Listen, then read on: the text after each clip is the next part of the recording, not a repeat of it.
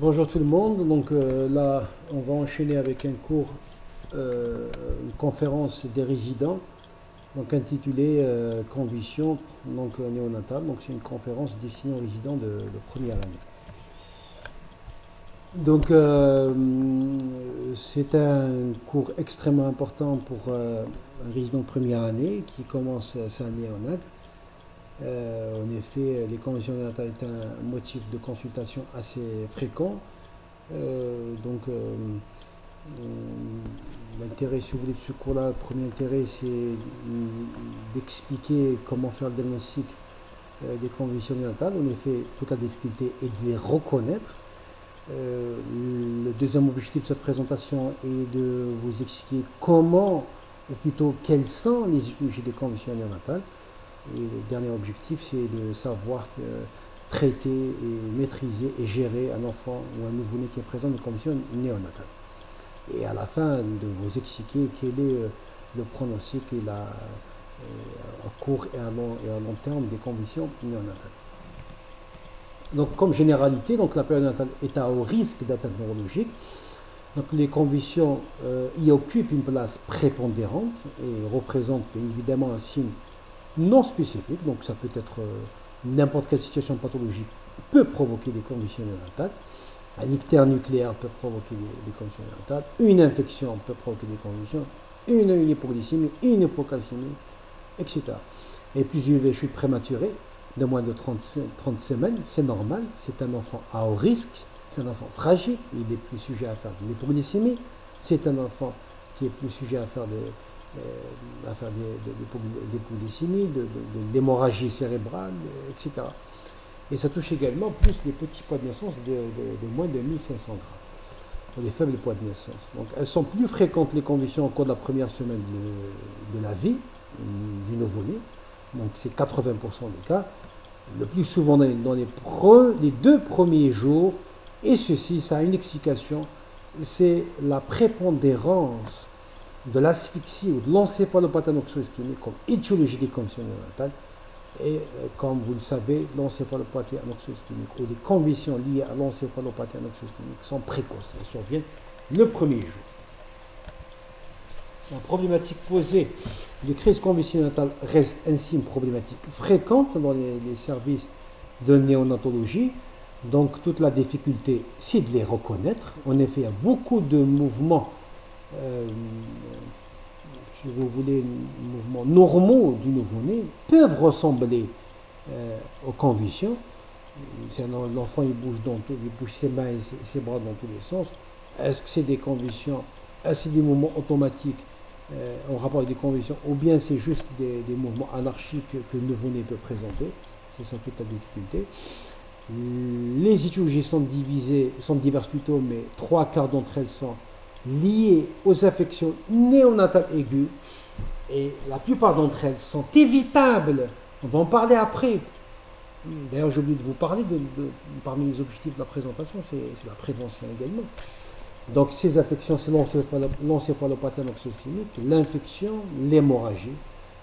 Après, on a également les causes métaboliques, l'hypoglycémie, l'hypocalcémie. Comme on peut avoir chez un même nouveau-né plusieurs situations pathologiques intriquées. Par exemple, on peut avoir une asphyxie néonatale compliquée d'hémorragie cérébrale, une encéphalopathie anoxo-ischémique compliquée de troubles ioniques, d'hypoglycémie, d'hypocalcémie, etc. Compliquée d'infection, une encéphalopathie anoxo-ischémique compliquée d'AVC. Voilà. Donc ces dernières peuvent être prévenues pour la plupart d'entre elles. Les syndromes épileptiques sont quant à eux rares à cet âge-là, mais ça serait intéressant de citer parce qu'il y a certaines situations pathologiques extrêmement graves. La prise en charge parfois difficile d'état compulsif. Et toute la problématique dans notre contexte, c'est l'exploration déjà, avant de parler de la prise en charge, des maladies métaboliques. Je ne parle pas de maladies métaboliques classiques, mais des erreurs innées du métabolisme. Les objectifs, quelle est la définition des conditions néonatales, quels sont les mécanismes physiopathologiques, comment reconnaître les conditions néonatales, quelles sont les situations qui peuvent prêter à confusion, quelles sont les étiologies, comment prendre en charge les conditions néonatales, et quel est le pronostic, et un mot de prévention. Alors, comme définition, les conditions néonatales correspondent à des contractions spasmodiques répétées, stéréotypées ou non, de durée variable. pouvant être longues, intéressant toute ou une partie de la musculature du corps. Cette définition semble incomplète, inappropriée en effet. Ça n'englobe pas les manifestations végétatives qui sont assez fréquentes à cet âge-là. Donc on a beaucoup de formes, on a beaucoup de convulsions subtiles, on a beaucoup de convulsions automatiques, beaucoup de convulsions autonomiques à cet âge-là. Cette définition, elle parle que des types motrices, donc elle est incomplète. La définition est tellement convulsive. Donc, il y a ceux qui prennent 15 minutes, il y a ceux qui prennent 30 minutes pour retenir des états de convulsion. En tout cas, soit des convulsions sans arrêt, ou bien avec arrêt, mais on les appelle subentrantes, mais sans reprise de la conscience. L'incidence des convulsions natales peut être différente d'une région à une autre, d'un centre à un autre, d'un pays à un autre. En tout cas, donc, en fonction des études, certaines études, on a 0,95 pour 1000 naissances aux USA. Par exemple, cette étude-là en Éthiopie, elle montre que l'incidence peut atteindre les 56,4 pour 1000 naissances. C'est un chiffre énorme. Mais en lisant attentivement cette étude-là, et un billet de recrutement, en effet, ils ont pris beaucoup de cas de prématurés dans cette étude-là, ce qui va faire élever sans doute la fréquence et l'incidence des conditions. Voilà. En Algérie, il y a eu un chiffre, au niveau de la wilaya de Tizi Ouzou, l'incidence est de 5,6 pour 1000 naissances. Alors, les données physiopathologiques, pourquoi un nouveau-né convulse beaucoup plus qu'un nourrisson ou un grand enfant? D'abord, il y a une prédisposition neurologique convulsion. Il est bien connu que le cerveau mature, bien connu que dans le cerveau mature, le glutamate est principalement transmetteur et excitateur et que le GABA est inhibiteur. Néanmoins, actuellement, on a prouvé que c'est très arbitraire de dire glutamate excitateur, GABA inhibiteur. Non, en fait, l'action de ces neurotransmetteurs dépend principalement de l'âge et du stade du développement du cerveau. En effet, le GABA, si on pense que le GABA est inhibiteur chez l'adulte, il est excitateur chez le nouveau-né. État d'hyperexcitabilité du cerveau néonatal, donc la susceptibilité accrue du cerveau du nouveau-né aux convulsions, est secondaire à un état,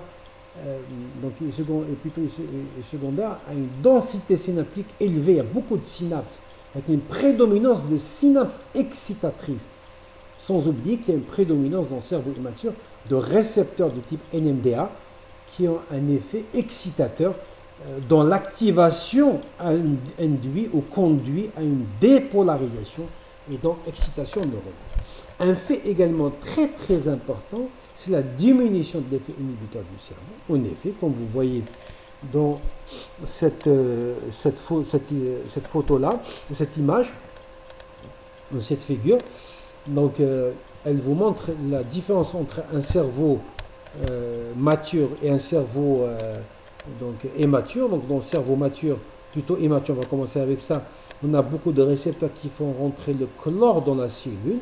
Donc à l'état de repos, il y a beaucoup de chlore dans l'intérieur de la cellule. Néanmoins, à chaque stimulation du système GABA, qu'est-ce qu'il va y avoir? Il y a l'activation du système GABA. GABA va entraîner la stimulation neuronale qui va être suivie d'une sortie massive du chlore de la cellule neuronale. Et cette sortie massive du chlore donc de la cellule du neurone va s'accompagner d'une dépolarisation. À l'inverse de neurone mature, il possède beaucoup plus de récepteurs qui font sortir le chlore. Il a beaucoup plus de KCC2 qui font sortir le chlore du neurone et peu de NKCC1. Donc le chlore se retrouve beaucoup plus en extracellulaire. Donc de ce fait, quand il y a une activation du neurone par le système GABA, il y a peu de chlore qui va sortir par les cellules. Au contraire, il y a du chlore qui va rentrer dans les cellules.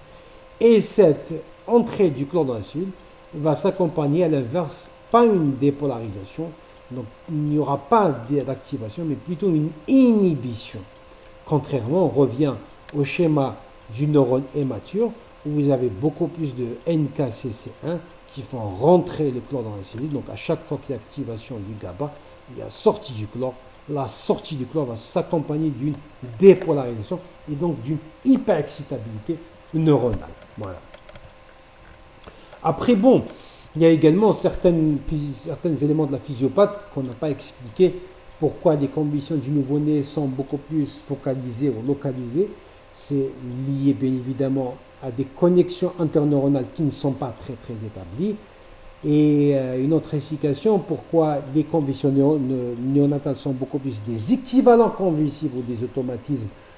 Et ceci est lié au fait que les structures corticales sont peu développées à cet âge-là. Ce sont les structures sous-corticales qui sont plus développées chez le nouveau-né. De ce fait, à chaque fois qu'une agression du système nerveux central, l'influx nerveux part des structures beaucoup plus, des structures sous-corticales, ce qui va expliquer le caractère atypique des convulsions néonatales. Alors, l'étude clinique, donc les convulsions néonatales pose problème de les identifier. Donc le caractère épileptogène ou plutôt épileptique de ces mouvements ne peut être déterminé avec certitude de manière indéniable qu'avec un EEG, voire un EEG vidéo. Carrément une surveillance continue. Malheureusement, vous le savez bien que l'accès à cet examen n'est pas toujours facile, même dans les grands centres d'Alger, de la capitale. Il y a peu de centres qui en possèdent. Ça rend un petit peu le diagnostic et le monitoring, et même dans la recherche étiologique, parce qu'on peut avoir certains aspects EEG caractéristiques de telle pathologie. En tout cas, ça rend la prise en charge globale du malade un petit peu difficile. Alors, j'ai voulu partager ou diviser la sémiologie des mouvements anormaux du nouveau-né en intégrant l'EEG. Alors, on a certains mouvements anormaux qui sont clairement associés dans les EEG, donc par exemple des crises cloniques, qui sont bien évidemment des contractions rythmiques d'un groupe musculaire, des membres de la face du cou, qui peuvent être focales, multivocales, synchrones ou asynchrones. Donc, à chaque fois que vous avez des crises cloniques, donc théoriquement, il y a des anomalies EEG associées. Les spasmes, donc ces crises peuvent être isolées ou en salle, en flexion le plus souvent ou en extension. Les crises toniques focales, donc il s'agit d'accès tonique soutenu d'un membre, carrément une posture asymétrique du tronc avec déviation des yeux. Deuxième cas de figure, ce sont certains mouvements normaux qui ne sont pas associés à des modifications électriques, donc ce sont les crises toniques généralisées. Il s'agit d'accès symétrique en extension, en flexion de l'ensemble du corps. En tout cas, chose qu'il faut retenir, c'est que ça n'existe pas des crises tonico-cloniques chez le nouveau-né. Alors, ce qu'il faut retenir de la clinique, donc les convulsions néonatales sont habituellement focales, leur diagnostic peut être difficile. Il s'agit plus souvent de secousses cloniques, d'un mâchonnement, d'une déviation oculaire, d'un mouvement nystagmoïde, d'une hypotonie. En tout cas, il y a beaucoup d'atypies, il y a beaucoup de caractères typiques et prépondérants au cours des convulsions néonatales. Donc la classification, c'est très important. Donc il y a deux types de classification. Une ancienne, mais elle reste d'actualité, elle est simple, très facile. Donc il y a 4 types. Donc je préfère commencer par clonique, tonique et myoclonique. Bon, la différence entre clonique et myoclonique, les mots myocloniques, ça touche la racine des membres. Les crises frustes, c'est plutôt clonique, ça touche tout le membre. Les crises toniques, comme son l'indique, c'est une attitude soutenue d'un ou plusieurs membres. Les crises frustes, ce sont toutes les crises qui ne rentrent pas dans ces 3 catégories. Donc ça peut être des équivalents convulsifs de mâchonnement, déviation oculaire, rame au niveau des membres inférieurs, plutôt des membres supérieurs, pédalage au niveau des membres supérieurs, pédalage au niveau des membres inférieurs. On peut avoir des crises dysautonomiques, donc on peut avoir de l'hypotension, de l'hypertension, de tachycardie, des apnées. Ça veut dire que ce sont tous les symptômes un petit peu qui ne rentrent pas dans ces 3 catégories. Alors il y a une autre classification qui est plus récente, c'est faite par la Ligue internationale de lutte contre l'épilepsie, où elle a gardé certaines caractéristiques des crises toniques, une crise clonique, les crises myocloniques, mais elle a rajouté d'autres types de crises. En fait, elle a rajouté les crises autonomiques, les spasmes automatiques. Ce sont ces types de crises qui ne rentrent pas dans cette catégorie-là, qui étaient appelées au cours de la première classification comme crises frustes ou subtiles. Alors, cette, donc, la Ligue internationale contre l'épilepsie a choisi, elle n'a pas fait pour embêter, si vous voulez, pour nous embêter, mais c'est juste pour un petit peu mieux départager, mieux discerner les types de sémiologie des convulsions. Ça pourrait même aider, même dans la recherche étiologique. Après les crises séquentielles, ce sont des malades qui font plusieurs types de crises. Alors, si un enfant fait des crises cloniques puis des toniques, on va dire quoi? Il a clonique ou tonique. Donc, cette nouvelle classification, elle a permis de mieux ou de bien décerner les malades. Alors, qu'est-ce qui peut prêter à confusion? Quels sont les différentiels des conditions néonatales? Il n'y en a pas beaucoup. Néanmoins, ils peuvent réellement prêter à confusion. C'est l'intérêt de l'EEG qui va faire la part des choses. Donc, on a déjà les phénomènes moteurs normaux, qui sont des trémulations, qui sont des mouvements physiologiques, mais qui peuvent toutefois accompagner certaines affections.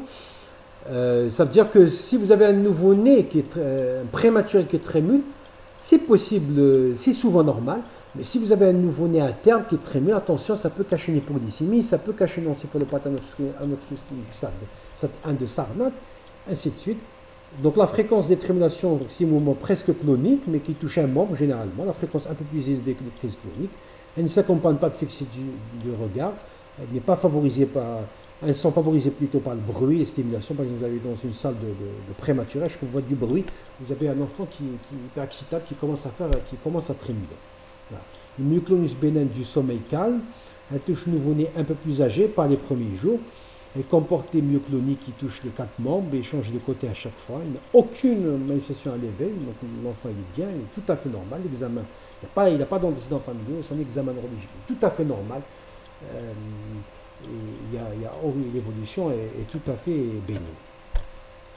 Alors, le mouvement anormaux mais non épileptiques, on a l'hyperplaxia ou syndrome du bébé raide, donc c'est des sursauts inépuisables, ou carrément un accès tonique ou en antihistaminique, qui peut même s'accompagner carrément d'un arrêt respiratoire avec CNS.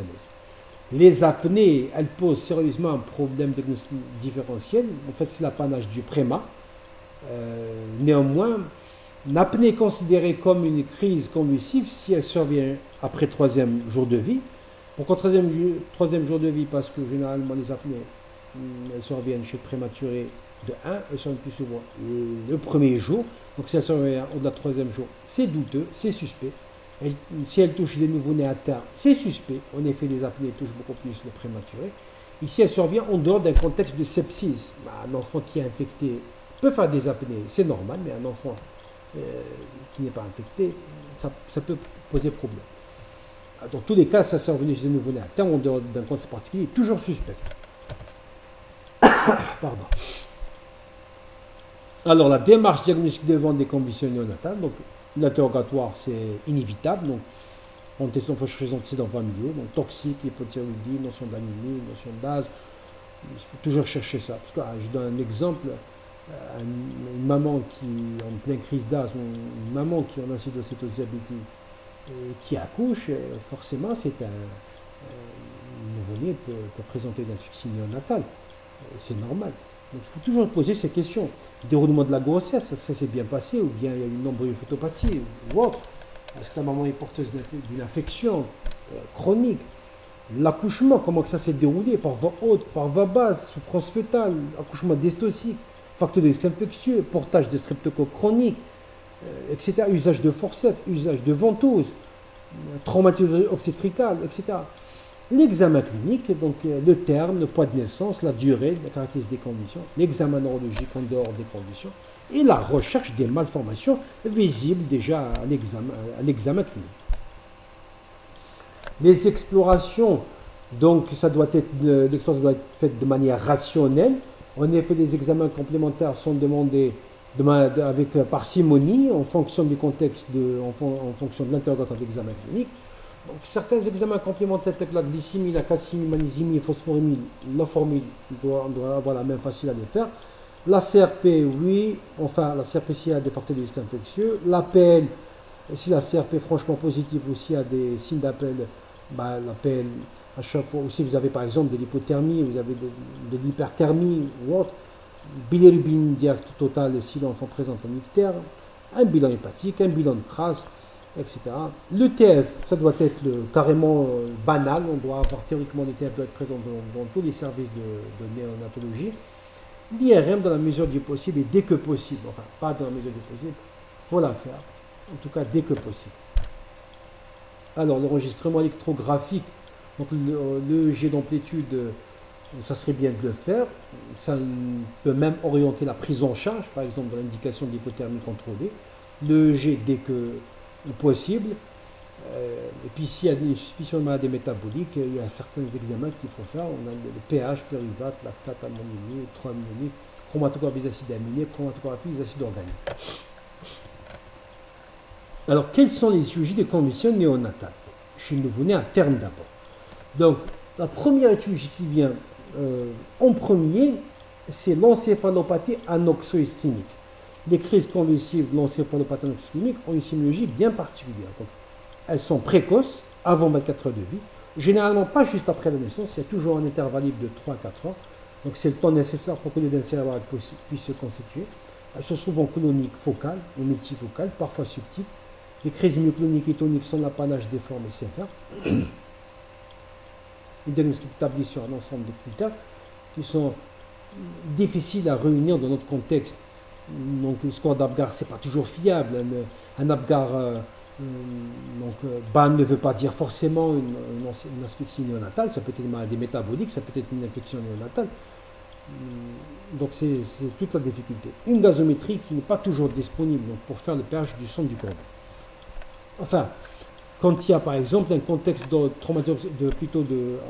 contexte obstétrical évident, par exemple procédure du cordon, c'est du cordon, le diagnostic est plus fiable, mais plus facile plutôt, mais si vous n'avez pas un contexte obstétrical particulier, disproportion pétopelvienne, un bassin chirurgical, etc., un gros bébé, tout ça, si on n'a pas les paramètres obstétricaux, c'est toujours difficile d'établir le diagnostic de l'encéphalopathie anoxo-ischémique.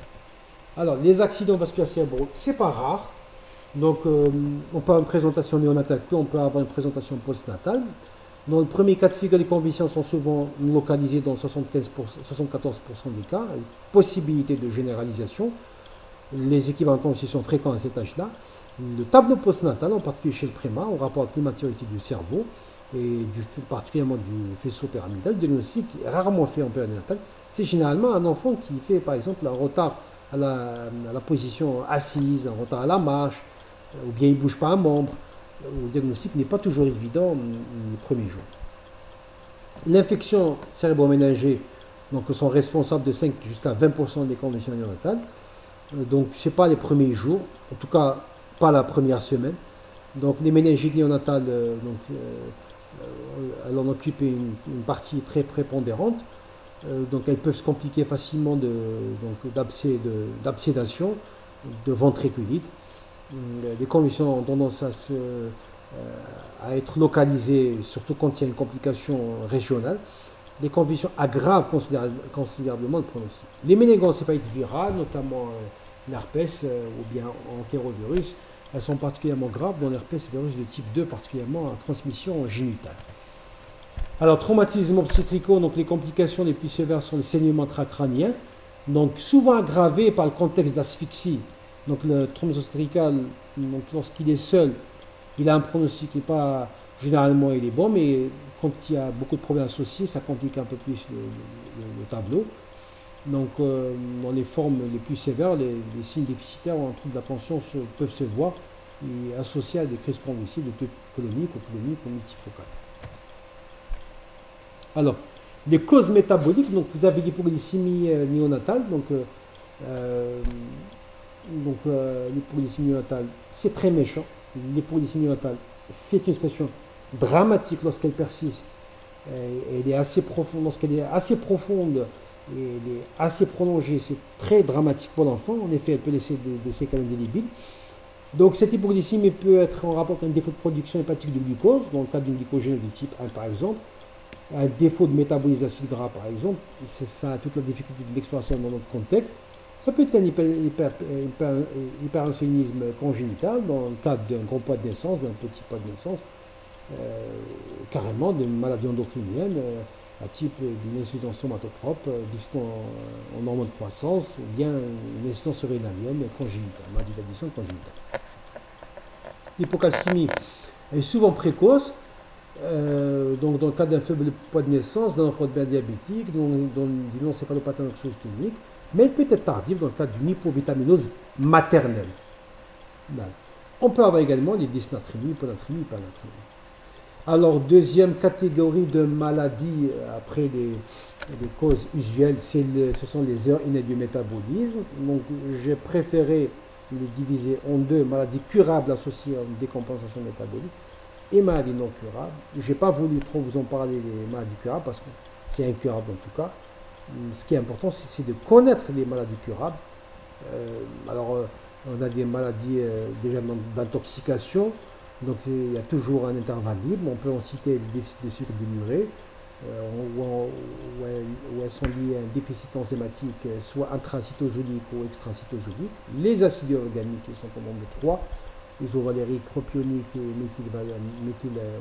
méthylmalonique. Et puis la leucinose ou la maladie du sirop d'érable qui est une aminoacidopathie. Voilà. Alors l'épilepsie, les épilepsies vitamino-résistantes, vitaminos-sensibles, donc c'est des conditions péridioxino-dépendantes, déficit en péridioxine phosphate oxydase, les conditions sensibles à l'acide folinique, le déficit de la biotine. Donc à chaque fois que vous avez des conditions néonatales qui ne répondent pas à un traitement, il faut toujours penser à adjoindre un cocktail vitaminique dans l'optique bien évidemment de cibler ces maladies-là. Après, dans la mesure du possible, ça serait bien il est indispensable, ça serait bien, mais indispensable de faire le diagnostic de ces maladies.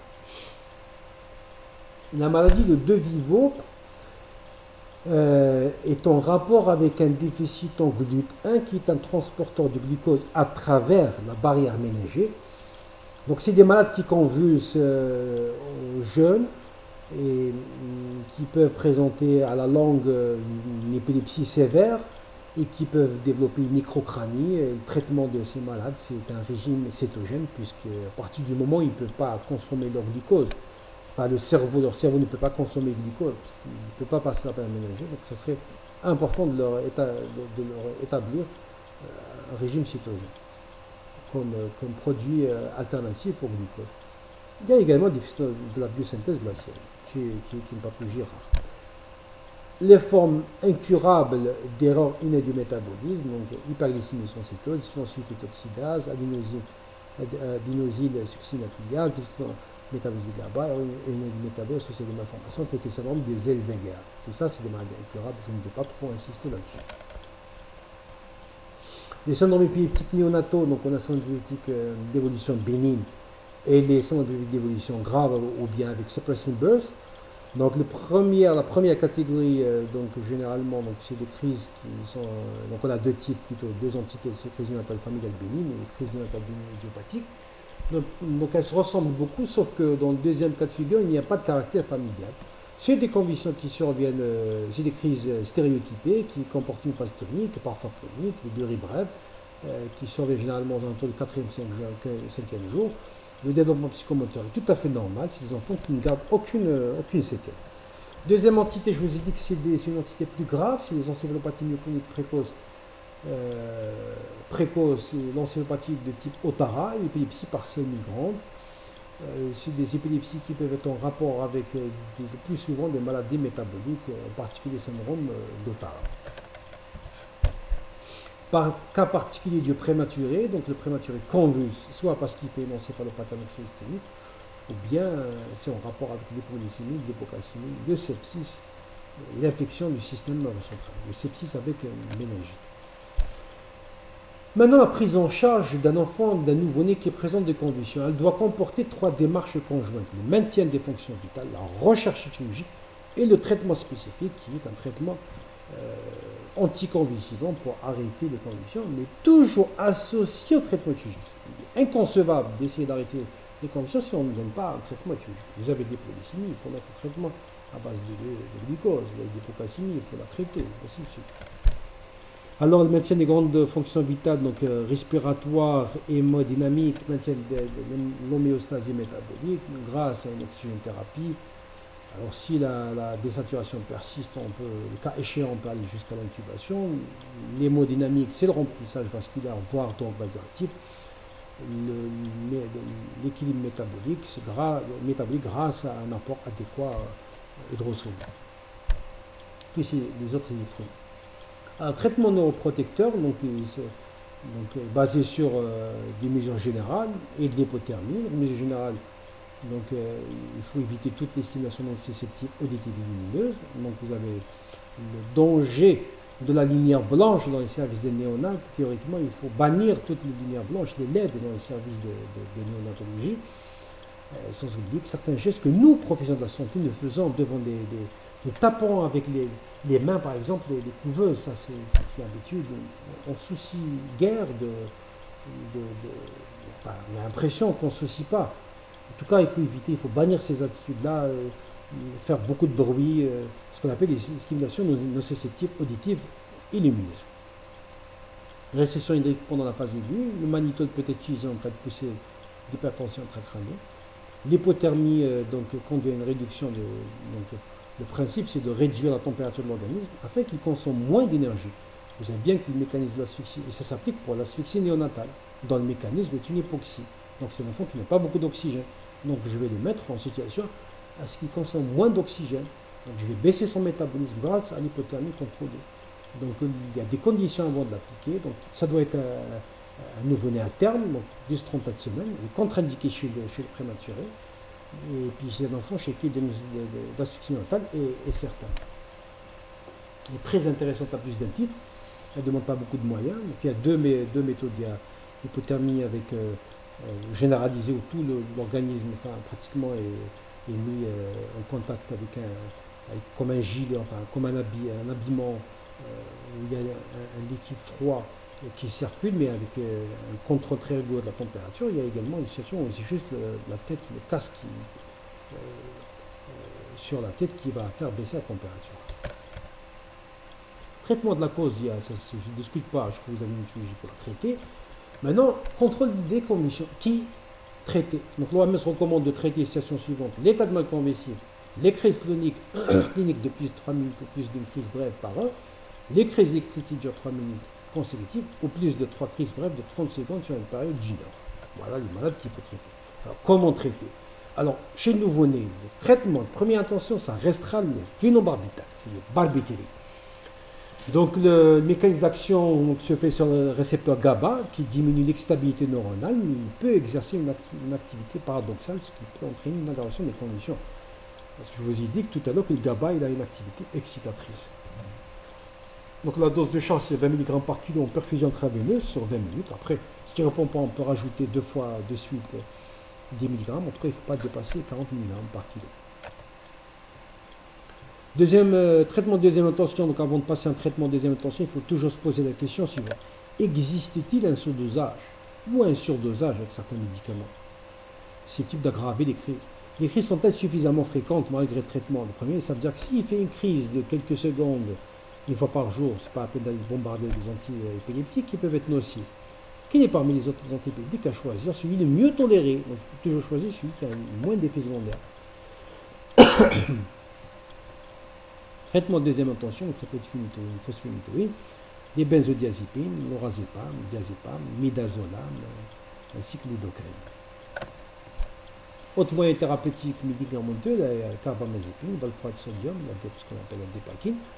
Mais la dépakine, ça doit être par voie parentale, elle n'est pas le sirop, pas la forme sirop. Le régime cétogène avec des préparations spécifiques enrichies en graisse, la chirurgie de cas échéant. Voilà. Après, ça, c'est un algorithme un petit peu adapté à notre contexte, donc en prise en charge des conditions. Donc, il faut toujours commencer avec phénobarbital, donc avec les 20 mg par kilo.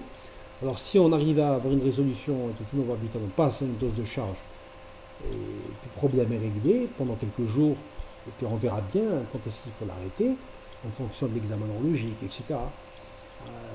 Après, on peut l'arrêter définitivement. Comment on peut passer un switch par un autre antiépileptique après si l'enfant continue à convulser? Puis si les convulsions plutôt ont repris. Après, si les convulsions n'ont pas cessé avec une dose de 20 mg, il faut rajouter 2 fois de suite de dose de charge.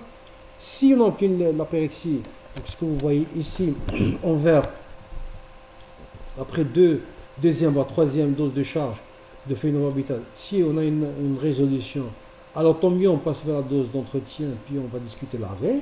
Si au contraire il n'y a pas eu de résolution, à ce moment-là, il faut choisir soit le bras que vous voyez par là, ou bien ce bras-là. Donc, soit on va donner clonazepam ou midazolam, donc ce sont les benzodiazépines, ou bien on va donner phénitoïne et phosphénytoïne. Alors, en fonction, et puis bien évidemment, on n'arrête pas le premier, hein, je parle de bithérapie, ça veut dire que vous allez garder le phénobarbital, après vous rajoutez soit clonazepam, midazolam, ou bien vous rajoutez phénitoïne, phosphénytoïne. Après, avec cette bithérapie, si la résolution est obtenue, donc il faut continuer la bithérapie et passer à une dose d'entretien. Alors, s'il n'y a pas de résolution, à ce moment-là, il faut passer à un traitement de troisième ligne. En fait, troisième ligne, c'est très simple. Si initialement, j'ai donné du clonazepam, midazolam, ça n'a pas répondu, à ce moment-là, il faut que je passe vers le phénitoïne, phosphénytoïne. Ou bien, si j'ai donné initialement la phénitoïne, phosphénytoïne, ça n'a pas marché, à ce moment-là, je passe vers le clonazepam, midazolam. Ou bien, carrément, passer vers levétiracétam, si phénitoïne deuxième ligne n'a pas donné. Alors, s'il y a une résolution, continue la trithérapie, c'est-à-dire phénobarbital, après phénitoïne, clonazepam ou autre phosphénytoïne, midazolam, ou peu importe, ça dépend. Si ça ne répond pas, il faut passer à l'idocaïne, mais un fait très important, c'est qu'il ne faut pas oublier, si ça ne répond pas, vous avez deux choses. Vous avez le cocktail vitaminique qu'il faut donner, et vous avez également, il faut anesthésier carrément l'enfant. Alors, pronostic est de venir au long terme, donc il y a la morbidité, la mortalité, donc ne seront pas négligeables pour les conditions néonatales. Donc on peut avoir de l'épilepsie si les crises initiales disparaissent généralement. Au bout de 72 heures, il ne reste pas moins qu'une épilepsie peut apparaître ultérieurement. Voilà, donc si initialement ça a disparu, ça ne veut pas dire que tout va bien. Donc on peut avoir après des problèmes. L'inférité motrice cérébrale, qui touche beaucoup plus la fonction motrice que l'intellect. Et puis on a également, vous avez le retard global du développement et déficience intellectuelle. Et chez un enfant qui vous paraît normal, vous ne pouvez affirmer avec certitude qu'il ne garde aucune séquelle que jusqu'à l'âge de 6 ans, l'âge de la scolarité.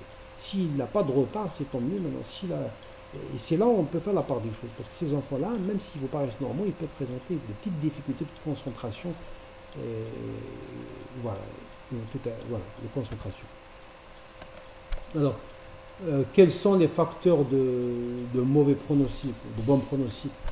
Vous avez le faible poids de naissance, un pH bas du sang de nouveau-né au premier jour de vie, le degré d'encéphalopathie anoxo-ischémique. Si vous avez un stade 3 de Sarnat, c'est pas bon. La sémiologie des crises de type myoclonique généralisée, les crises toniques ou automatisme moteur, l'état de malconscience qui ne répond pas au traitement type épiptyque classique, les arguments d'ordre si vous avez une maladie métabolique compliquée, un syndrome d'Otara, c'est pas comme si vous avez une hypocalcémie. Si vous avez une hypoglycémie profonde, c'est pas comme une hypocalcémie. Imagerie cérébrale normale, l'EEG normal avec des organisations du sommeil, un rythme de type suppression burst, un examen clinique basal du 6e jour qui est anormal. Conclusion. Qu'est-ce qu'on peut dire comme conclusion? Les conditions natales sont très particulières sur le plan clinique vu la matérialité du cerveau du nouveau-né. Il s'agit d'une pathologie assez fréquente mais parfois sous-diagnostiquée. C'est ça toute la difficulté. Parce qu'on a du mal à les reconnaître. Elles sont une source de mortalité non négligeable. Le pronostic dépend beaucoup plus de l'étiologie, mais des études cliniques devraient néanmoins permettre de mieux connaître sur les critères, de meilleures connaissances sur les critères pronostiques. Et je vous remercie.